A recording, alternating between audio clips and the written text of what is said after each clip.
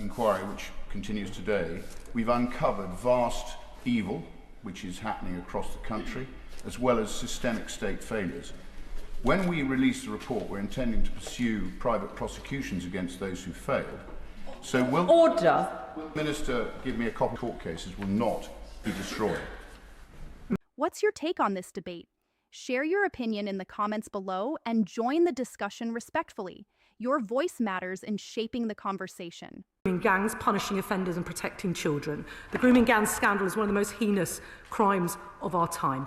But allow me to repeat this. It's fundamentally incorrect to say that court records are being deleted.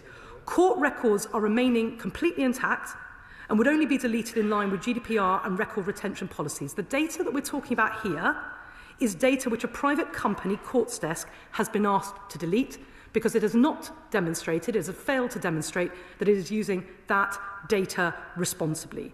What makes this exchange stand out is not just the content of what is being said, but the structure of confrontation itself, and how both sides are speaking from completely different realities while sitting in the same chamber. Rupert Lowe does not approach this like a standard parliamentary question. He enters with the framing already set in place: a privately funded rape gang inquiry, allegations of vast evil, and systemic state failure. That immediately removes neutrality from the exchange. Before the minister even responds, the emotional direction of the conversation is already locked. The audience is not being asked to evaluate whether something happened. They are being positioned to assume that something deeply serious is already underway behind the scenes. Then comes the key pressure point: the demand for a copper-bottom guarantee. That phrase is not accidental. It is designed to remove political flexibility. In normal parliamentary language, questions allow space for interpretation, clarification, or procedural explanation. But here, the framing is absolute. It forces a yes or no outcome in a system that rarely operates in absolutes. That is where the tension begins to build, because the minister is now placed in a position where any careful, procedural answer will automatically feel like evasion to viewers already primed by the initial framing. The minister's response follows a very structured defensive pattern, and this is where the clash becomes intellectually interesting. The first layer is moral alignment. He immediately acknowledges the seriousness of grooming gangs, calls it one of the most heinous crimes, and establishes that the government is committed to tackling it. This is not accidental. It is damage control through emotional agreement. Before addressing the accusation, he tries to neutralize the emotional charge behind it. But then the pivot happens, and this is the most important part of the entire exchange.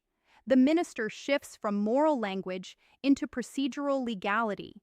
He directly challenges the claim that court records are being deleted and reframes it as fundamentally incorrect. This is a strong denial, but it is not left alone as a simple statement. It is immediately backed by references to GDPR, record retention policies, and data governance frameworks. That shift is crucial because it moves the argument from the emotional battlefield into the administrative one. Instead of evidence is being destroyed, the framing becomes data is being handled according to legal standards. At this point, the conversation splits into two completely different narrative layers. On one side, Rupert Lowe is operating in the language of exposure, inquiry, and systemic failure. His language suggests intentionality, cover-up, and institutional weakness. On the other side, the minister is operating in the language of compliance, regulation, and technical categorization. He is not engaging with conspiracy framing directly, he is redirecting it into institutional process. Then another subtle but important distinction appears: the separation between court records and data held by a private company. This is where the argument becomes more technical and less emotionally satisfying for the viewer. Because instead of a single unified claim about deleted evidence, the response introduces fragmentation, different categories of data, different custodianship, and different legal obligations. In political terms, this is a de-escalation strategy. It reduces a complex accusation into multiple regulated components, each governed by different rules. But this is exactly where the public perception gap opens up. Because while the minister is clarifying legal boundaries, the original emotional framing is still active in the viewer's mind. The idea of evidence being deleted is far more emotionally powerful than data deletion policies under GDPR compliance. So even though the response may be technically precise, it does not fully neutralize the narrative that has already been established. This is the core reason why exchanges like this go viral. They are not just debates, they are collisions between two communication systems. One system speaks in moral urgency, public accountability, and systemic suspicion. The other speaks in legal definitions, institutional constraints, and procedural accuracy.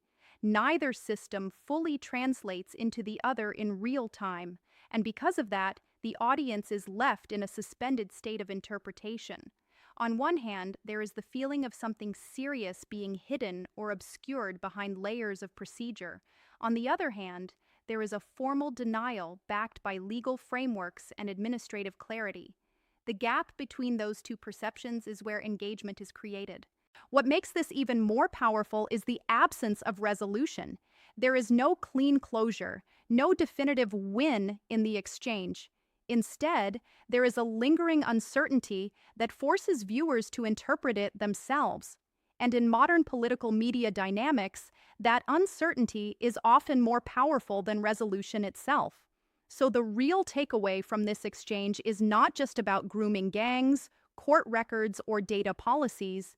It is about how modern political conflict is no longer fought purely on facts, but on framing, emotional direction, and the ability to define what the audience believes the question actually is before the answer is even given.